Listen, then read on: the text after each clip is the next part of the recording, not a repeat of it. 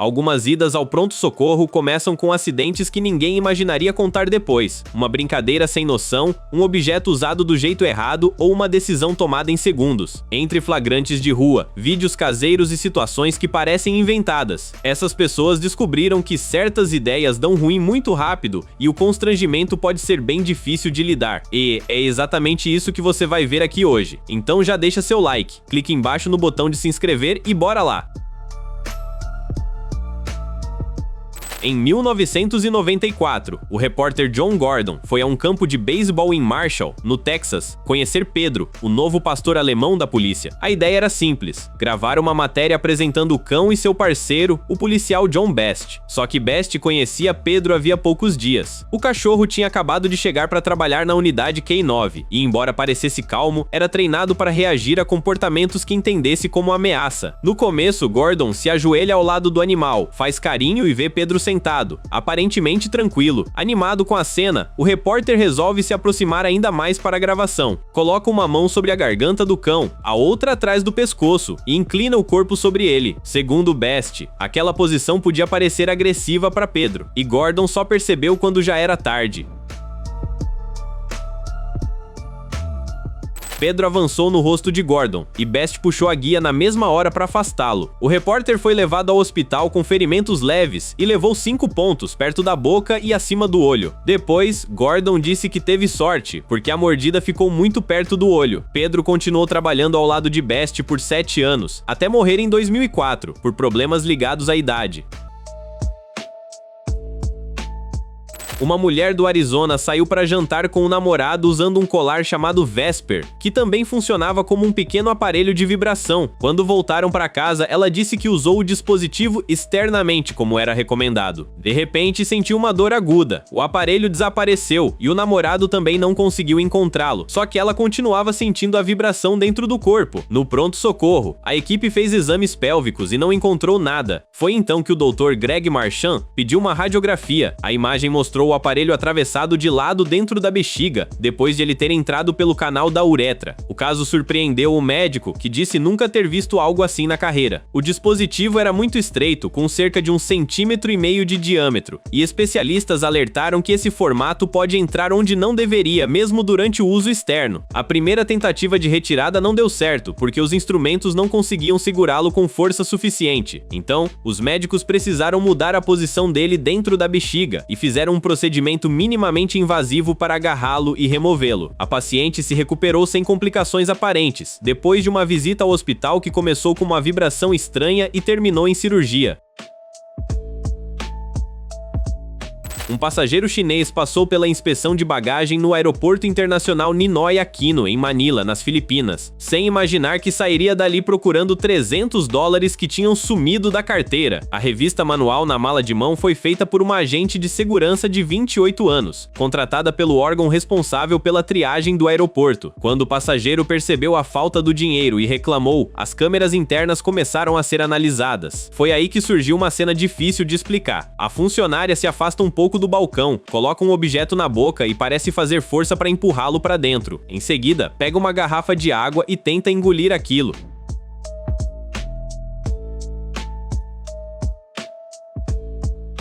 A agente negou ter pegado os dólares. Segundo ela, o que estava na boca era só chocolate, mas o órgão de segurança do aeroporto não aceitou a explicação, porque as imagens mostravam que ela precisou usar os dedos e água para fazer o objeto descer. A investigação também passou a apurar o possível envolvimento de outros funcionários, incluindo um supervisor e o agente que teria fornecido a garrafa. Os 3 foram afastados preventivamente enquanto o caso avançava. Depois da apuração interna, o Departamento de Transportes das Filipinas afirmou que a agente filmada era responsável pelo furto dos $300. Mesmo mantendo a versão do chocolate, ela e os outros envolvidos passaram a enfrentar acusações administrativas e criminais.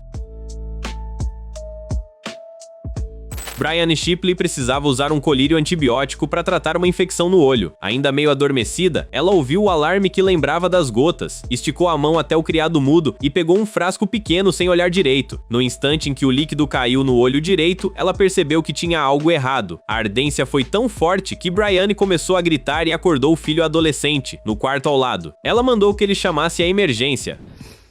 I was half asleep and I needed to put my antibiotic eye drops in tonight. And instead of grabbing the eye drops, I grabbed the Kiss Nail Glue. Em vez do colírio, Brianne tinha usado cola de unha Kiss. O produto endureceu ao entrar em contato com as lágrimas e deixou a pálpebra colada. Antes de sair para o hospital, ela lavou o olho com água na pia e no chuveiro, o que ajudou a soltar a pálpebra. No pronto-socorro, a equipe aplicou um colírio anestésico, procurou possíveis arranhões e retirou fragmentos endurecidos de cola. Depois, usou uma lente ligada a um tubo para lavar o olho com soro por cerca de meia hora. Brianne ficou com a visão borrada e sentia ardência ao olhar para a luz, mas ainda conseguia enxergar. Em uma atualização, ela contou que não teve dano permanente e que os arranhões já tinham cicatrizado, e a situação acabou servindo de alerta para outras pessoas. Afinal, quando se trata de algum medicamento, é preciso sempre ter muita atenção. Dois homens que prestavam serviços num lava-rápido perto de uma loja de veículos decidiram pregar uma brincadeira com pessoas que conheciam ali. Eles chegaram de moto, pararam em frente à loja e simularam um assalto. A cena foi montada para parecer real. Um deles anunciou a falsa abordagem e colocou a mão por baixo da camisa, como se estivesse armado. Só que, entre os clientes da loja, havia um escrivão da Polícia Civil de folga e a paisana. Para ele, não era uma brincadeira entre conhecidos. Era um roubo acontecendo bem na frente dele. As câmeras de segurança registraram a moto chegando, a encenação e a reação imediata do policial. Em poucos segundos, uma brincadeira que talvez alguns funcionários entendessem virou uma situação sem volta. O policial fez disparos contra os dois homens. Quando percebeu que a abordagem não era verdadeira, acionou o socorro e prestou os primeiros atendimentos ainda no local. Os dois foram levados ao Hospital Estadual Vila Alpina. O homem de 36 anos não resistiu, o outro, de 21, ficou internado. A Corregedoria da Polícia Civil passou a acompanhar a investigação, que deve apurar as circunstâncias da falsa abordagem e da reação do agente. Um cachorro atravessava a faixa de pedestres na Avenida Rio Branco, em Varginha, no sul de Minas, quando o motorista de um carro vermelho percebeu o animal e parou para deixá-lo passar. Era uma situação simples, que duraria poucos segundos. O cachorro seguia pela faixa e o carro ficou parado no meio da avenida. Só que uma motocicleta vinha logo atrás e o condutor não conseguiu frear a tempo. As câmeras de segurança registraram o momento em que a moto acerta a traseira do carro.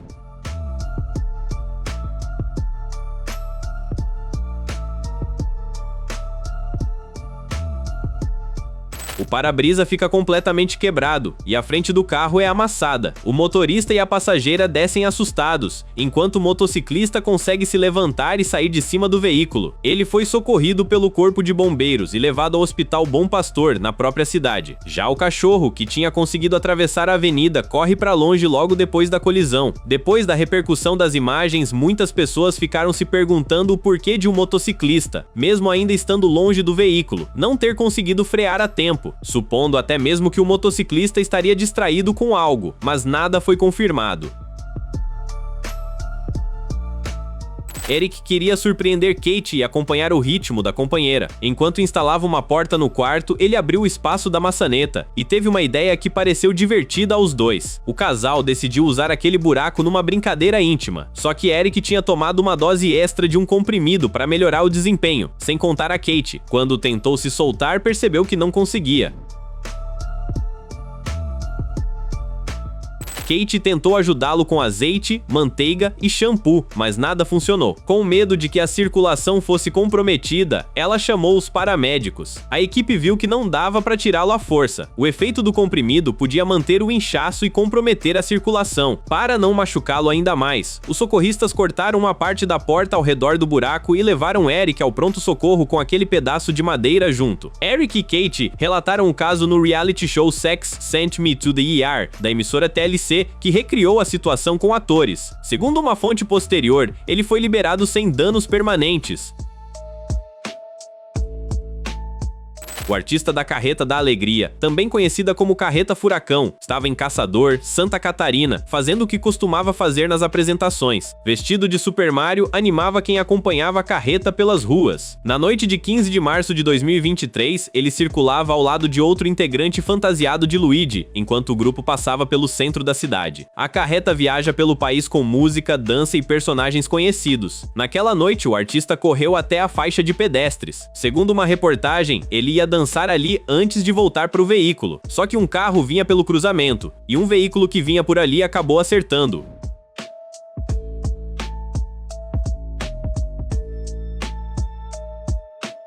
Com a batida, o homem foi arremessado e caiu no asfalto, mas permaneceu consciente. A polícia militar atendeu a ocorrência, e os bombeiros voluntários de caçador fizeram os primeiros socorros. Ele relatava dores nas costas e foi levado ao pronto-socorro do Hospital Maissé. Depois dos exames, o artista foi liberado. Integrantes da carreta disseram que ele não teve ferimentos graves, e o próprio animador publicou que estava bem, agradecendo o carinho do público. O motorista permaneceu no local para ajudar no socorro, relatando posteriormente que olhou para os lados, mas não percebeu a presença do artista e por isso acabou acertando. Liz só queria ter um momento íntimo com o parceiro, Eric, antes de ele sair para trabalhar. Mas, quando ela levantou-se da cama, as contrações e a sensação intensa não pararam. Depois de 1 hora, Liz tentou de tudo para interromper aquilo. Pulou para cima e para baixo, bebeu vinho e esperou o corpo se acalmar. Nada funcionou. 2 horas depois, os dois já estavam desesperados e foram para o pronto-socorro. A crise continuou por mais 1 hora no hospital. O que aconteceu no pronto-socorro não foi um caso isolado. Liz contou que, no começo, essas crises só surgiam depois de momentos íntimos. Com o tempo, começaram a aparecer do nada, enquanto ela via televisão, caminhava na rua ou tentava conversar com amigos. Ela disse que chegou a ter até 12 episódios prolongados em um único dia e passou a evitar sair sozinha, porque não sabia quando a próxima crise viria. Para Liz, não havia nada de divertido nisso. Era uma situação física e emocionalmente exaustiva, que fazia sua rotina parecer controlada pelo próprio corpo. Liz passou por vários especialistas sem receber uma resposta clara. No início, recebeu antidepressivos, mas uma médica explicou que aqueles remédios estavam piorando o quadro. Depois de novas avaliações, Liz disse que foi diagnosticada com transtorno bipolar e teve a medicação substituída, seguindo seu tratamento para que assim pudesse ter uma melhora na situação. Um aluno de um curso de brigadista em Brasília precisava descer do primeiro andar até a calçada, preso por cabos e cordas. Era um treinamento de tirolesa, uma atividade que exigia confiança no equipamento e em quem montou tudo. As imagens mostram o homem saindo com dificuldade pela janela do prédio de capacete e arnês, enquanto outras pessoas acompanham a cena do andar de cima. Ele deixa a janela e começa a descer pela fachada.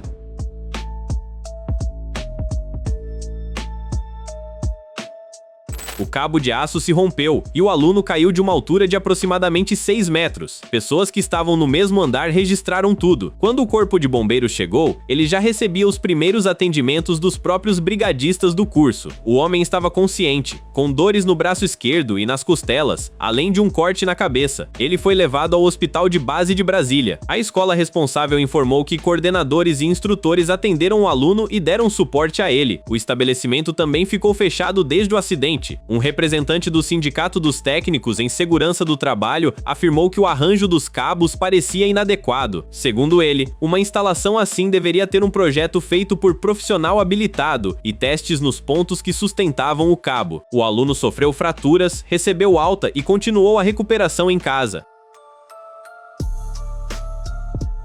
Agachada na calçada, uma mulher russa foi vista interagindo com a aranha no Acre, como se estivesse tentando ajudá-la a sair dali. Ela até diz que vai dar uma mão, enquanto aproxima o dedo da aranha grande e escura. Só que a aranha não queria ajuda nenhuma. A mulher toca o animal mais de uma vez, acha que é uma armadeira e tenta entender por que ele está daquele jeito. Mesmo vendo o tamanho das patas, ela continua chegando perto. A reação veio quando ela encostou o dedo mais uma vez.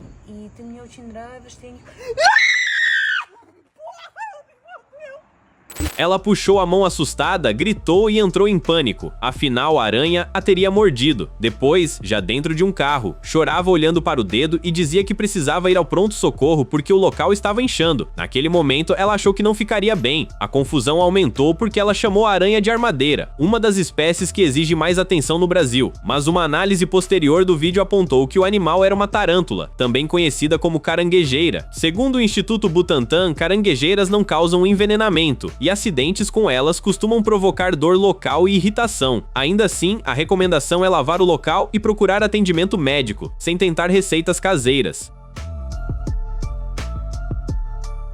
Um homem chegou ao pronto-socorro de João Pessoa numa situação delicada e precisou de atendimento imediato. Havia um objeto de quase 1 metro preso dentro do corpo e não seria possível retirá-lo de forma simples. Na terça-feira, 14 de janeiro de 2025, ele foi levado ao Hospital de Emergência e Trauma Senador Humberto Lucena. Segundo a versão publicada na época, o paciente afirmou que não reconhecia o objeto e não sabia como ele tinha ido parar ali. Os médicos precisaram agir com cuidado. Pelo tamanho e pela posição do material, a equipe decidiu fazer uma laparotomia, cirurgia que abre a cavidade abdominal, para permitir a retirada com segurança. Depois da operação, o homem ficou em observação e foi descrito como estável. O hospital confirmou o atendimento, mas não divulgou outros detalhes sobre o paciente, a pedido da família. Não esqueça de se inscrever para assistir mais vídeos como esse.